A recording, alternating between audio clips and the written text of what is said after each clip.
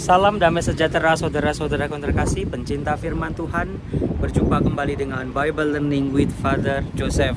Saudara-saudaraku, saat ini saya sedang berada di kompleks gereja Santo Yosef, Ruteng. Ini adalah katedral lama, dibangun pada tahun 1929. Gereja yang sangat tua namun masih bisa terawat dengan baik. Keuskupan Ruteng sudah memiliki katedral yang baru.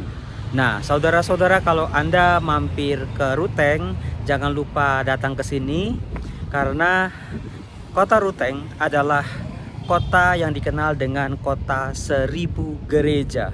Di sini umatnya hampir mayoritas Katolik, kemudian juga sangat amat dekat dengan tradisi-tradisi kekatolikan, di mana umat beriman diajak untuk selalu menghidupi nilai-nilai Kristiani, ajaran Yesus Kristus. Ini adalah gereja katedral lama di Ruteng, namanya Santo Yosef.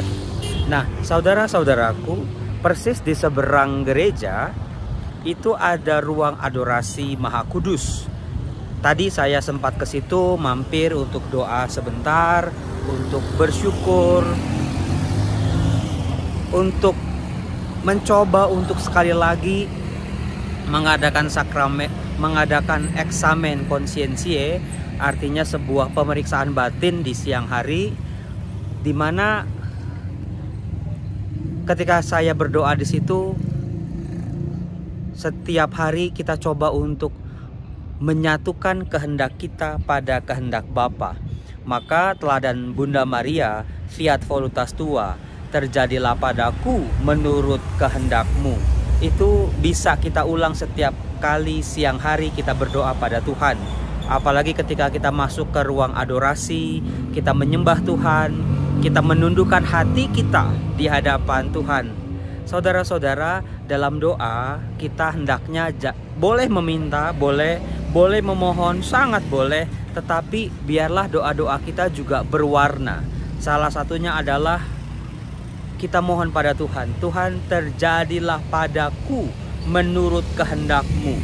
Bukan pikiranku, bukan perasaanku, bukan rencana-rencanaku yang terjadi, tetapi rencanamu sendiri yang paling baik, yang paling luar biasa untuk kehidupanku. Nah, saudaraku, tadi di ruang adorasi ada sebuah tulisan yang luar biasa menyentil kehidupan banyak orang. Di sana ditulis begini: Tuhan seringkali tidak mengabulkan permintaan dan permohonan kita. Tuhan tidak memberi apa yang kita minta pada Tuhan, tetapi Tuhan selalu memberi apa yang kita perlukan. Saudara-saudaraku yang terkasih, kata-kata ini menjadi sebuah sentilan buat kita, karena seringkali kita minta sesuai dengan rencana kita, sesuai dengan maunya kita, sesuai dengan keinginan-keinginan kita. Kita lupa kehendak Tuhan buat kita apa sih? Nah, dalam sebuah doa eksamen di siang hari, kita coba tanya, Tuhan, apa yang Kau kehendaki untuk aku? Apa yang harus aku perbuat? Apa yang harus meraja dalam pikiranku, dalam hatiku? Cobalah tanya pada Tuhan, apa yang menjadi kehendak Tuhan buat hidup kita. Lalu pelan-pelan dalam perjuangan kita, Tuhan, semoga apa yang Kau kehendaki, apa yang Kau inginkan untuk kehidupanku sungguh-sungguh dapat terwujud dalam hidupku. Aku bisa menanggungnya, aku bisa menjalaninya, bisa betul-betul nyata dalam kehidupanku. Jadi saudara-saudara, kita harus membedakan antara keinginan kita sendiri dengan keinginan Tuhan. Rencana kita sendiri dengan rencana Tuhan. Rancangan-rancangan kita dengan rancangan-rancangan Tuhan. Seringkali kita kayak anak TK atau anak SD, kita itu minta mainan sama orang tua kita. Kita menganggap mainan itu yang paling bisa membahagiakan kita. Mainan itu yang paling bisa mengisi waktu kita. Mainan itu akan menyenangkan hati kita. Mungkin iya benar, tetapi hanya sesaat, punya keterbatasan. Lalu orang tua kita tidak membelikan kita mainan itu, sehingga kita menjadi marah, kesel, bahkan benci kepada orang tua kita. Padahal orang tua kita tidak memberikan kita mainan supaya kita tidak bisa mainan kita kelewat banyak. Bisa juga kita itu kalau kebanyakan main kita lupa belajar sehingga nilai-nilai kita jelek, nanti kita sendiri yang rugi karena kita enggak naik kelas nantinya. Nah, seperti itu kurang lebih perbandingannya atau analoginya. Kita seringkali menjadi orang-orang yang sok tahu, paling benar, paling merasa hebat, bisa menguasai seluruh kehidupan kita. Tetapi saudara-saudara, diri kita di hadapan Allah hanyalah kecil sekali.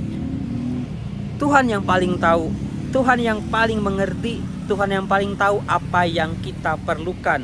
Nah, dalam kehidupan saya kalau saya pikir-pikir, ketika doa-doa saya tidak terkabul, benar juga ya. Karena apa?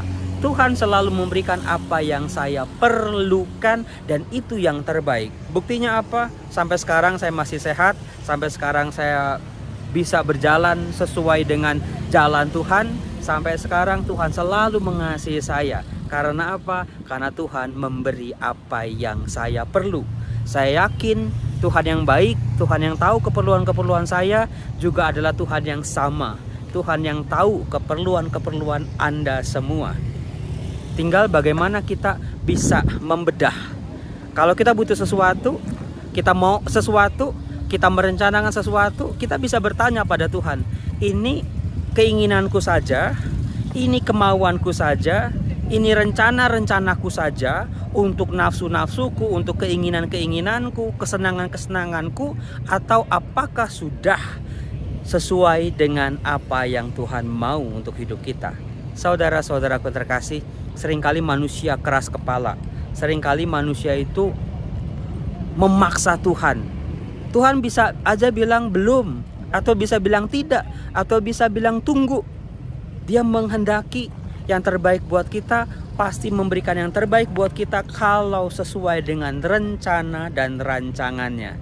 Saudara-saudara, inilah Katedral Lama Santo Yosef Ruteng, Kota 1000 Gereja. Yuk kita masuk yuk, kita lihat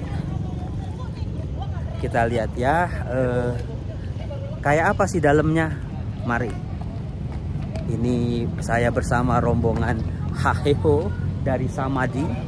Kita lihat seperti apa gedung gereja. Kalau Anda mampir ke gereja, jangan lupa untuk masuk, duduk berdoa, bersyukur pada Tuhan, berterima kasih pada Tuhan, dan juga Tuhan, terjadilah padaku menurut kehendak-Mu, bukan kehendak aku sendiri, bukan kemauanku sendiri. Yuk kita masuk.